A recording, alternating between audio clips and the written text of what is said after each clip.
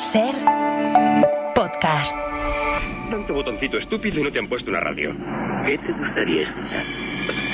¿Qué ha sido eso? ¿Deseas alguna información sobre Silicon Valley? No, solo quiero saber quién es usted y por qué está escuchando. No es necesario que subas la voz. Oigo todas tus preguntas perfectamente. Soy la voz del microprocesador de Night Industries 2000. KITT son mis siglas. KIT, si lo prefieres. Hoy por hoy Magazine. A José María hoy le han regalado Ser un podcast. coche pepino, se conduce sin las manos, tiene lucecitas y... Que me gustaba a mí el coche fantástico. Que me Yo gustaba creo que mi todos Kid los Nuria. que éramos críos o adolescentes en los 80, vamos... Es somos- el coche Es el más coche. mítico, ¿no? Bueno, hablamos hoy de la historia del vehículo, ¿no? Del coche. Vale, que hemos utilizado Kit como referencia cultural, ¿no? De mucha gente, pero ¿cuál sería el tatarabuelo, por decirlo de alguna manera, de Kit? El tatarabuelo nos tendríamos que remontar casi al siglo XVIII, cuando ya algunos inventores empiezan a discurrir sobre cómo construir un automóvil, es decir, un vehículo que se moviera por sí mismo, pues en principio aprovechando el vapor, ¿no? La energía que impulsó la revolución industrial. Pero el origen un poco más reciente de nuestros actuales automóviles, nos vamos al XIX, cuando empiezan a construirse ya autos que se mueven no solo con gasolina, con un motor de combustión interna, también con baterías, coches eléctricos. Anda. Aunque Fíjate. triunfó, al principio fue más eficiente el motor con gasolina. Y bueno, la producción era limitadísima. Al principio se hacían por encargo y solo se lo podían comprar los que tenían pues mucho dinero. Claro, Los primeros que tienen coche en España, automóvil, pues son pues los aristócratas, las grandes fortunas. Mira, en Madrid el primero que lo trae es el conde de Peñalver, que además era el alcalde de la ciudad. Fíjate, señor 1800 alcalde con coche. Hombre, claro, qué menos. era 1899 Vale. y en tu tierra, Pedro... ¿Qué me en dices? Sí, sí, sí. ¿Navarra? Pues fueron unos adelantados. Uy, esto En no lo 1897 ya se ve circular por Pamplona y alrededores ¿Un un coche? automóvil. Causó mucha expectación. sabía. Anda, no, pues Y esto creo no que era lo algo sabía. promocional porque lo llevó el constructor y yo creo que lo mostraba para conseguir encargos. Claro, claro. Sí, sí. Qué 1897 la prensa muy fascinada. Qué bueno. Decían toda una novedad entre nosotros. Hombre, y tanto, y tanto. Y tanto. Henry Ford, yo creo que el primer nombre que se nos puede venir a la cabeza cuando hablamos de la historia del automóvil es del propio Henry Ford, ¿no? ¿Cuál fue su gran acierto? Pues que consiguió hacer realidad una idea que era pues muy revolucionaria y era fabricar un modelo que fuera accesible a la mayoría, Claro. no solo a los aristócratas Claro. o los que tuvieran A los dinero. constructores.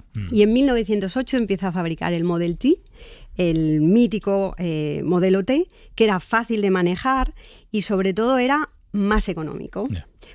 Y además cuando en 1913 empieza a fabricarlo en la cadena de montaje se abaratan mucho más los precios y era también fácil de manejar, ya no tenías que contratar un chofer, un mecánico como hacía la gente al principio, ¿no?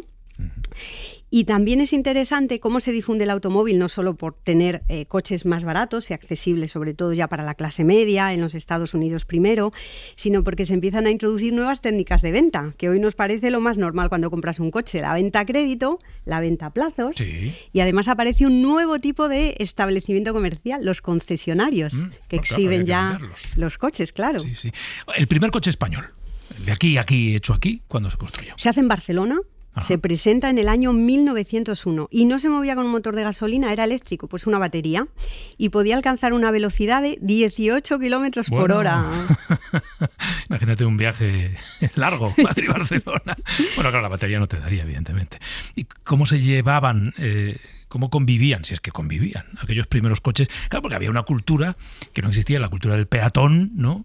Que se podía poner en riesgo si cruzaba una calle por donde empezaban a pasar los primeros coches. Sí, además el peatón es una figura que surge nueva con los automóviles. Antes se utilizaba el término, existía, pero eran los carteros rurales los que iban a pie. Ajá. Después empieza a ser conocido el que va a pie en la ciudad, el viandante, son los peatones. Pero la irrupción del automóvil en las ciudades fue muy traumática.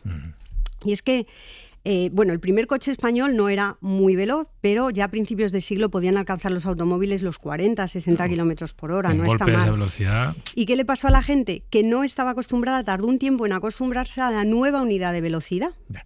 Entonces no eran capaces de calcular instintivamente cuánto tardaría un vehículo en cruzarse con su camino. Y se confiaban, ¿no? Claro, la gente estaba acostumbrada a la velocidad de los coches de caballos, de los animales de tiro, los tranvías que tiraban también las mulas. Así que fue un poco traumática y había, en proporción al número de autos, había muchísimos atropellos y causó muchísima alarma social y empieza a legislarse para los coches y para los peatones. Pero también hubo, fíjate, campañas muy agresivas contra los viandantes. A veces eran las autoridades locales, a veces eran las asociaciones de automovilistas, que enseguida se van creando. Los peatones, en cambio, están desorganizados, ¿no?, como grupo. Y venían a decir, había unos discursos contra ellos, bueno, que los peatones tenían la culpa de ser atropellados, que iban sin mirar, que eran seres anárquicos y que eso no podía ser. Había algunas normas básicas, pero cuando llega el automóvil todavía no hay una división rígida entre la acera y la calzada. La gente caminaba y cruzaba por donde le parecía y con los autos esta libertad se terminó. Dame el dato de cómo evoluciona el parque móvil en nuestro país. Tenemos las cifras exactas desde el principio. Venga, ¿Sabes por qué? Pues porque el vehículo se le podía tasar, gravar siempre es el tema de los impuestos. Claro, se podía... Exactamente. La gente tiende, yo creo que popularmente se cree que el primer parque móvil en España se crea con el franquismo. Con el franquismo es verdad que el automóvil empieza a ser masivo, sobre todo con la fabricación del 600, del popular 600.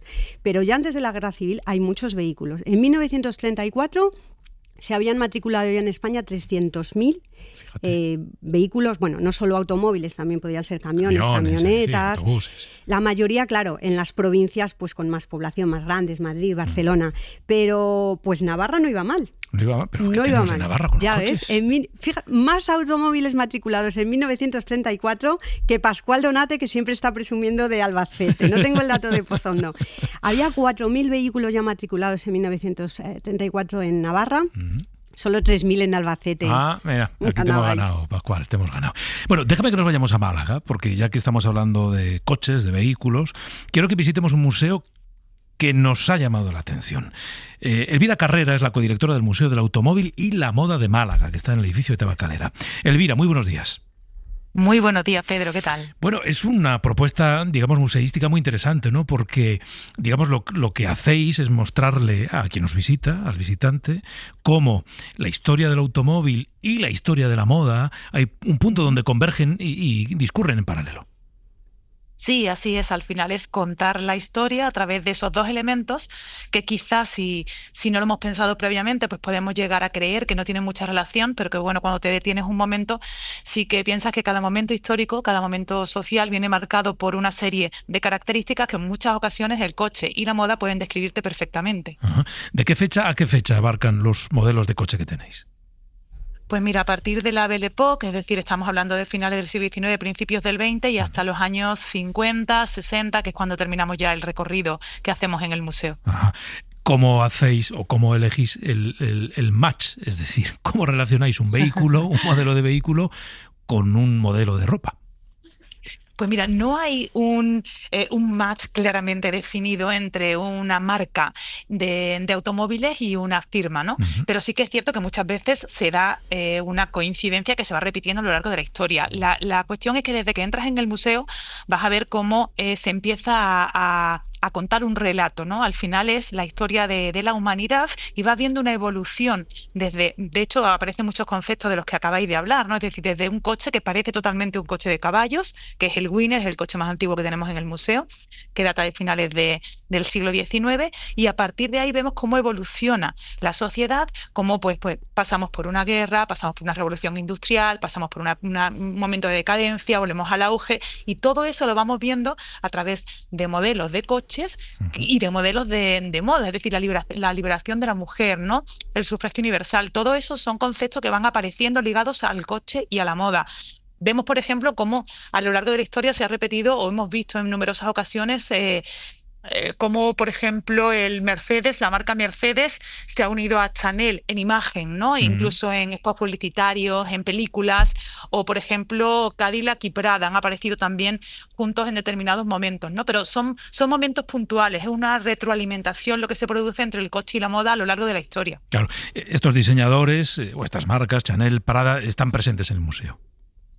Sí, al final el museo tiene más de 300 piezas de alta costura y prêt-à-porter. Tenemos diseñadores españoles, como los que hemos mencionado, como Paco Rabanne, como puede ser Balenciaga, pero también tenemos diseñadores internacionales, pues prácticamente están presentes todos, ¿no? Vamos desde, pues lo hablábamos ahora mismo, ¿no? Desde Chanel, desde Dior, Gucci, Dolce & Gabbana, Nina Ricci, Prada, los tenemos prácticamente todos. Y con los coches nos ocurre igual, al final son casi un centenar de vehículos y casi todas las marcas están representadas en algún momento histórico. Interesante. Elvira, ahora que no nos oye nadie, que estamos así en confianza, si pudieras robar un coche del museo, digo, ¿cuál te llevarías? Es súper difícil. Esa pregunta nos la han hecho 1000 veces, ¿vale? Yo tengo que decir que personalmente tengo predilección por uno que ni de lejos es de las piezas más valoradas, pero a mí me encanta particularmente, que es un Jaguar E-Type, que pertenece a los años 50 y es un deportivo blanco con una raya amarilla en el capó, que me parece pues una maravilla, ¿no? Pero tenemos el Mercedes 540K, que es una de las piezas más valoradas de la colección, por ejemplo, que es un coche que enamora a todo el que lo ve, además tiene connotaciones históricas importantes y hay muy poquitos restaurados a ese nivel en el mundo.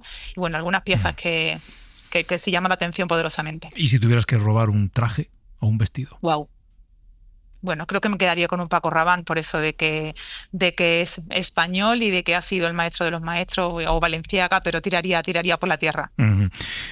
Yo, viendo imágenes que me enseñaba el otro día Pascual preparando esta sección, tenía así como la impresión de que puede resultar un museo muy cinematográfico también, ¿no? Porque en el sentido del estilo, los coches muchas veces los relacionamos también con películas, la propia elegancia, ¿no? Y el estilismo de los trajes y los vestidos. Sí, así es. Y además eso, vas atravesando las salas del museo y como vas cambiando de época en cada momento, es como que te vas adentrando en diferentes películas, ¿no? Te van evocando a películas que has visto y que todos conocemos. Tenemos el Aston Martin de James Bond, tenemos coches que podrían ser perfectamente salidos de la película de Gris, todos los Cadillacs, ¿no? Coches de ensueño, coches que evocan a Elvis, también a la música. Es decir, al final tanto la moda como el coche lo que nos hace son revivir momentos que conocemos a través del cine, a través de la música o a través de la historia que hemos estudiado, y los vamos reviviendo a medida que vamos avanzando por el museo. Es un viaje en el tiempo. Pues Elvira Carrera, codirectora de este Museo del Automóvil y la Moda de Málaga, gracias por habernos acompañado esta mañana. Muchísimas gracias. Gracias. Oye, Nuria, estamos hablando de la aparición del coche. A mí hay algo que me interesa. ¿Cómo se pone a ordenar? Porque tú decías antes, convivían raramente al principio, ¿no?, los peatones y los coches, pero había que ordenar el tráfico, sobre todo cuando ya España tiene, yo que sé, 300.000 coches. Y porque se hizo muy caótico el tráfico en las ciudades. Hay que pensar también la estructura de nuestras ciudades, el diseño, que en los cascos históricos, que ahora llamamos, pues tienen unas calles angostas, entonces no puedes tener coches de caballos, automóviles, tranvías. Era un poco muy caótico, pero fue así en todo el mundo occidental. Así que se empieza a aprobar normativa, pero también con los coches van a llegar las calles de dirección única, la circulación que llamamos rotatoria o giratoria en las plazas, ¿no? Aquí se establece en primer lugar en España la Puerta del Sol, normal, con todas esas calles. Tenía sentido para que no cruzaran de la manera que les pareciera a los automovilistas. Pero también se establecen los primeros pasos de peatones, que se van a pintar en el suelo, también se ponen señales. Y se acaba por imponer la circulación por la derecha, en vez de por la izquierda, como era pues prácticamente habitual, ¿no?, debido a las caballerías. Comienzan también las campañas de educación vial en los colegios, con los niños. Fíjate. Se crea, hoy se llaman agentes de movilidad, pero en los años 20 ya se crean las primeras plantillas de guardias del tráfico para poner orden. Aparecen también con el automóvil. Y se va a instalar también un aparato, y ya que estamos con centenarios... A ver. ¿Cuál? Pues mira, a mí me encantan las efemérides, soy historiadora. Cumple 100 años, acaba de cumplir 100 años en el mes de marzo, el primer semáforo para organizar el tráfico viario. ¿Y dónde se los puso? Pues muy cerca de donde estamos. Estaban los primeros que se instalan en Madrid, en la confluencia de la calle Gran Vía con Alcalá. Claro, eran calles muy transitadas, anchas, muy cerquita. Se pone el primer semáforo, aquello fue una fiesta, una gran atracción urbana. Bueno. Todo el mundo la prensa dio la hora en la que se encenderían las lucecitas de colores. Así que todo el mundo, los madrileños, que encima son bastante guasones, ¿no?, se plantaron allí en las aceras a ver el espectáculo. ¿Y era rojo, amarillo, verde? Sí, en realidad no es un modelo universal. Hubo ciudades, por ejemplo París, el primero que instala en la Plaza de la Ópera era solo el color rojo, prohibición. Vale. Pero España adopta desde el principio los tres colores. rojo, amarillo y verde, el ámbar precaución, avance, pero podía haber también de 2 colores. No fue un modelo universal. Y también tenían un pequeño timbre que avisaba, aunque los que tenemos hoy parece cuando suenan los pajaritos, son unos semáforos que llegan a Madrid primero también. Bueno, también es la ciudad más grande, ¿no?, que tiene problemas con el tráfico, y se hacen también para hacer una ciudad más inclusiva, ¿no?, claro, para la gente que tenía problemas visuales. Esos llegaron un poquito más tarde. Y también el auto, fíjate, hace mucho en favor de la limpieza y la salubridad de las ciudades. Claro, los oyentes oyen los autos, contaminan. Hombre, esto. Claro. Sí, pero fíjate que cuando tú tienes todos los vehículos tirados por animales, vale, ya, los animales producen muchos residuos. Te entiendo. En ciudades como Londres, que era muy comercial y había miles de caballos, hay historiadores que han tratado de calcular cuánta bosta, digamos. Sí. Y eso había que recogerlo, eliminarlo. Eso podía propagar además enfermedades, las moscas, que podían ayudar a difundir fiebre tifoidea, por ejemplo. Así que los autos también limpiaron, y no es solo el olor, como digo, también eran enfermedades. Está claro. Yo no lo había pensado por ese lado. Bueno, pues Nuria, muchas gracias. Nos vemos la semana que viene. Más cositas. Más cosas. Bueno, cosas o lugares yo creo. Pues he pensado en un lugar, pero no quiero adelantarlo. No diga nada. Venga, he pensado en un lugar. Venga, hasta luego. Para no perderte ningún episodio, síguenos en la aplicación o la web de la SER, Podium Podcast o tu plataforma de audio favorita.